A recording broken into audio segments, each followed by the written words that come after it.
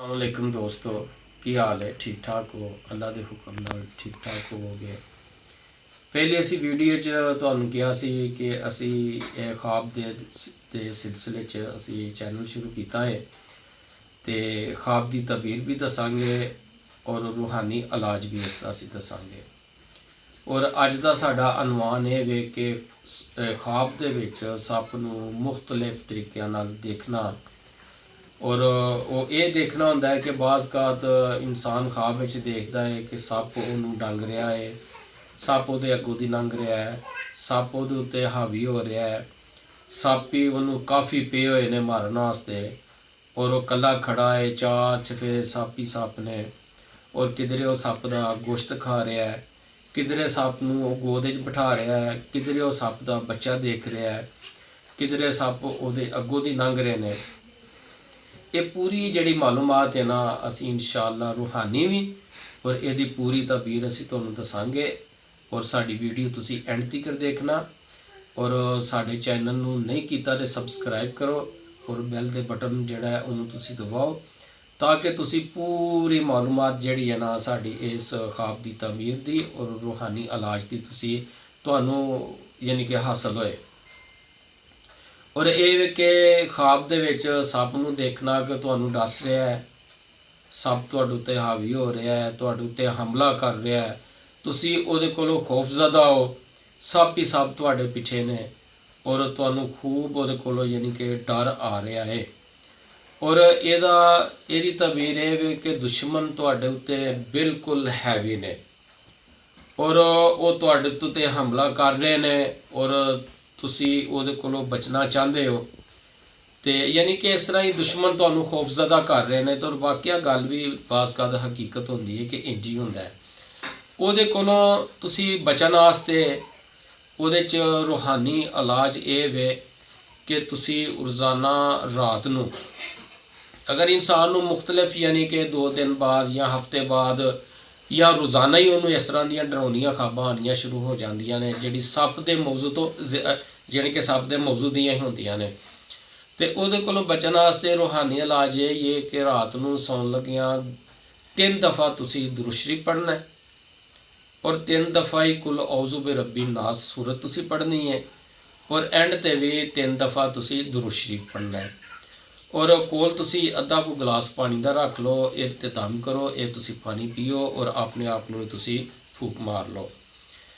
ते दूसरा ये कि तुसी इहदा सदका दिओ और सदका इस तरीके नाल दिओ कि यानी कोई भी तुसी बच्चियां च या किसी गरीबां च मस्कीनां च कोई भी तुसी सदका अगर गोश्त दा देना चाहते हो, किसी गरीब नूं देना चाहते हो तो वह भी तुहानूं असीं दसने आ। अगर किसी जानवर नूं तुसी देना चाहते हो तो वह भी तुहानूं असीं दस रहे हैं कि वह जानवर दे अगे तुसी किस तरह उन्होंने सुटना है। और ये वे कि ये दम करके तुसी रात नूं सौना है और इंशाअल्लाह ये कोलों जान ख्वाबां कोल भी तुहाडी छुट जाएगी।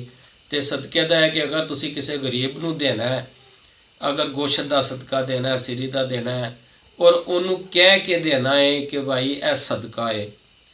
अगर वो कहेगा कि ठीक है जी तुसी मैनूं सदका दे दिओ तो ठीक है, अगर वो कहेगा कि मैं सदका नहीं लेना तो उन्होंने फिर नहीं देना। सदका कह के देना है कि भाई सदके दी है फलानी चीज़ है या पैसा है तुसी लेना चाहते हो, अगर वो हामी भरेगा तो ठीक है, नहीं भरेगा तो उसनूं तुसी नहीं देना। वैसे को खुदा वास्ते दिल मने तो उसनूं तुसी दे दिओ। जिहड़ा कहे कि ठीक है जी असी सदका ले लेने तो उन्होंने तुसी सदका दिओ।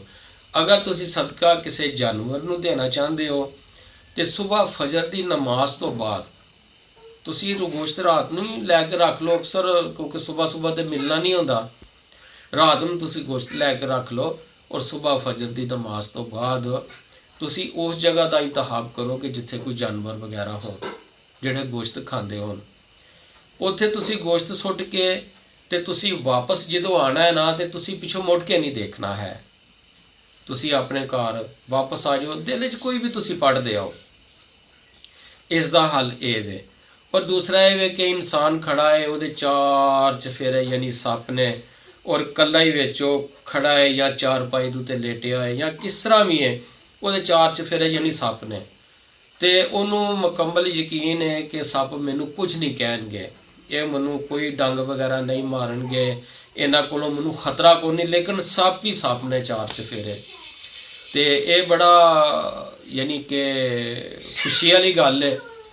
ਔਰ ਇਸ ਖਾਬ ਦੀ ਤਬੀਰ ਇਹ ਵੇ ਕਿ ਤੁਹਾਨੂੰ ਯਾਨੀ ਕਿ ਅੱਲਾ ਦੀ ਜ਼ਾਤ ਖੁਸ਼ੀ ਦੇਗੀ, ਪੈਸਾ ਦੇਗਾ, ਤੁਹਾਡੀ ਇੱਜ਼ਤ ਵਧੇਗੀ, ਔਰ ਤੁਹਾਨੂੰ ਕਿਸੇ ਕੋਲੋਂ ਕੋਈ ਖਤਰਾ ਨਹੀਂ ਹੈ, ਤੁਹਾਡਾ ਕੋਈ ਵੀ ਦੁਸ਼ਮਣ ਇਸ ਮੌਜੂਦ ਤੇ ਨਹੀਂ ਹੈ ਕਿ ਤੁਸੀਂ ਬਰਬਾਦ ਹੋਵੋ।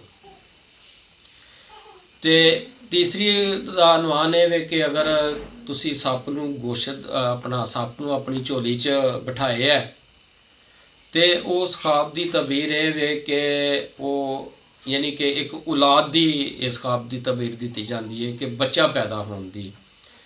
ਬੱਚਾ ਤੰਦਰੁਸਤ ਪੈਦਾ ਹੋਏਗਾ, ਲੇਕਿਨ ਉਹਦੇ ਕੋਲੋਂ ਤੁਹਾਨੂੰ ਨੁਕਸਾਨ ਹੋਏਗਾ। ਉਹ ਤੁਹਾਨੂੰ ਜ਼ਿੰਦਗੀ ਦੇ ਵਿੱਚ ਤੁਹਾਡੇ ਨੁਕਸਾਨ ਕਰੇਗਾ, ਤੁਹਾਨੂੰ ਪਰੇਸ਼ਾਨ ਕਰੇਗਾ ਅਗਰ ਇਹ ਤੁਹਾਨੂੰ ਖਾਬ ਇੱਕ ਦਫਾ ਜਾਂ ਦੋ ਦਫਾ ਜਾਂ ਤਿੰਨ ਦਫਾ ਆਂਦੀ ਹੈ। ਤੇ ਇਹਦਾ ਵੀ ਇਹੀ ਹੈ ਕਿ ਤੁਸੀਂ ਇਹਦਾ ਸਦਕਾ ਦਿਓ। ਔਰ ਜਿਸ ਤਰ੍ਹਾਂ ਮੈਂ ਪਹਿਲੇ ਦੱਸ ਚੁੱਕਾ ਹਾਂ ਕਿ ਯਾਨੀ ਜਿਹਨੂੰ ਵੀ ਸਦਕਾ ਦੇਣਾ ਹੈ ਉਹਨੂੰ ਕਹਿ ਕੇ ਦੇਣਾ ਹੈ। ਅਗਰ ਤੁਸੀਂ ਬੱਚਿਆਂ 'ਚ ਕੋਈ ਯਾਨੀ ਕਿ ਕੋਈ ਖਾਣ ਪੀਣ ਦੀ ਚੀਜ਼ ਤਕਸੀਮ ਕਰਨੀ ਹੈ ਤੇ ਉਹਦੇ ਉੱਤੇ ਤੁਸੀਂ 11 ਦਫਾ ਦਰੂਦ ਸ਼ਰੀਫ ਪੜ੍ਹ ਕੇ ਫੂਕ ਮਾਰ ਕੇ ਔਰ ਜੋ ਵੀ ਤੁਸੀਂ ਦੁਆ ਮੰਗਣੀ ਹੈ ਆਪਣੇ ਬਾਰੇ 'ਚ ਉਹ ਮੰਗ ਕੇ ਤੇ ਤੁਸੀਂ ਉਹ ਬੱਚਿਆਂ ਦੇ ਵਿੱਚ ਤੁਸੀਂ ਤਕਸੀਮ ਕਰਦੇ ਹੋ ਜਾਂ ਕਿਸੇ ਮਸਕੀਨ ਨੂੰ ਦੇਣਾ ਚਾਹੁੰਦੇ ਹੋ ਉਹਨੂੰ ਦੇ ਦਿਓ। ਲੇਕਿਨ ਸਦਕਾ ਜਿਹਨੂੰ ਦੇਣਾ ਉਹ ਦੱਸ ਕੇ ਦੇਣਾ ਹੈ ਕਿ ਭਾਈ ਇਹ ਸਦਕਾ ਹੈ, ਉਹਨੂੰ ਕਬੂਲ ਕਰੇਗਾ ਤੇ ਫਿਰ ਦੇਣਾ, ਅਗਰ ਨਹੀਂ ਕਰੇਗਾ ਤੇ ਫਿਰ ਉਸ ਨੂੰ ਤੁਸੀਂ ਨਹੀਂ ਦੇਣਾ। ਇੱਕ ਤੁਹਾਨੂੰ ਅਸੀਂ ਹੋਰ ਇਲਾਜ ਦੱਸਦੇ ਹਾਂ ਰੂਹਾਨੀ, ਬੜਾ ਆਸਾਨ ਜਿਹਾ। ਇਹ ਵੇ ਕਿ ਇਸ ਤਰ੍ਹਾਂ ਦੀਆਂ ਡਰਾਉਣੀਆਂ ਖਾਬਾਂ ਹੋਰ ਵੀ ਡਰਾਉਣੀਆਂ ਆਉਂਦੀਆਂ ਨੇ, ਲਾਜ਼ਮੀ ਨਹੀਂ ਕਿ ਸੱਪ ਦੀਆਂ, ਨਹੀਂ ਮੁਖਤਲਿਫ ਡਰਾਉਣੀਆਂ ਆਉਂਦੀਆਂ ਨੇ ਖਾਬਾਂ। ਔਰ ਉਹਦੇ 'ਚ ਇਹ ਵੇ ਕਿ ਤੁਸੀਂ ਸੱਜੇ ਪਾਸੇ ਵੱਲ ਲੇਟਣਾ ਔਰ ਖੱਬੇ ਪਾਸੇ ਵੱਲ ਇੰਜ ਮੂੰਹ ਕਰਕੇ ਤੇ ਪੜ੍ਹਨਾ ਲਾ ਹੌਲਾ ਕੁਵਤਾ ਇਲਾ ਬਿੱਲਾ ਔਰ ਇੰਜ ਕਰ ਦੇਣਾ। ਇਹ ਅਮਲ ਤੁਸੀਂ 3 ਵਾਰੀ ਕਰਨਾ ਔਰ 3 ਵਾਰੀ ਕਰਕੇ ਕਲਮਾ ਸ਼ਰੀਫ ਪੜ੍ਹ ਕੇ ਔਰ ਤੁਸੀਂ ਸਕੂਨ ਦੇ ਨਾਲ ਐਤੁਲ ਕੁਰਸੀ ਪੜ੍ਹ ਲਓ। ਜੋ ਵੀ ਤੁਹਾਨੂੰ ਕੁਝ ਸੂਰਤ ਆਉਂਦੀ ਹੈ ਤੁਸੀਂ ਉਹ ਜ਼ਰੂਰ ਪੜ੍ਹ ਕੇ ਤੇ ਤੁਸੀਂ ਸੌਂ ਜਾਵੋ। ਖਾਬ ਦੇ ਵਿੱਚ ਇਨਸਾਨ ਸੱਪ ਨੂੰ ਹੋਰਾਂ ਤਰੀਕਿਆਂ ਨਾਲ ਵੀ ਦੇਖਦਾ ਹੈ ਔਰ ਖਾਬ ਦੀ ਤਬੀਰ ਪੂਰੀ ਮਾਲੂਮਾਤ ਰੂਹਾਨੀ ਇਲਾਜ ਦੇ ਨਾਲ ਅਸੀਂ ਤੁਹਾਨੂੰ ਅਗਲੀ ਵੀਡੀਓ 'ਚ ਦੱਸਾਂਗੇ ਔਰ ਤੁਸੀਂ ਅਗਲੀ ਸਾਡੀ ਵੀਡੀਓ ਜ਼ਰੂਰ ਦੇਖਣਾ। ਔਰ ਅਗਰ ਕੋਈ ਆਪਣੀ ਖਾਬ ਦੀ ਤਬੀਰ ਦੇ ਬਾਰੇ 'ਚ ਪੁੱਛਣਾ ਚਾਹੁੰਦਾ ਹੈ ਤੇ ਉਹ ਸਾਨੂੰ ਕਮੈਂਟ ਕਰ ਸਕਦਾ ਹੈ ਔਰ ਅਸੀਂ ਇਨਸ਼ਾਅੱਲਾ ਵੀਡੀਓ ਦੀ ਸ਼ਕਲ ਵਿੱਚ ਉਹਦਾ ਅਸੀਂ ਜਵਾਬ ਦੇਵਾਂਗੇ।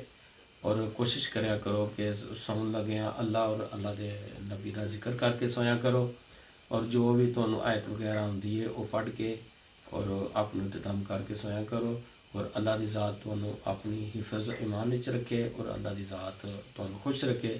ਠੀਕ ਹੈ ਜੀ, ਅਗਲੀ ਵੀਡੀਓ ਤੱਕ ਸਾਨੂੰ ਇਜਾਜ਼ਤ ਦਿਓ। ਅੱਲਾ ਹਾਫਿਜ਼।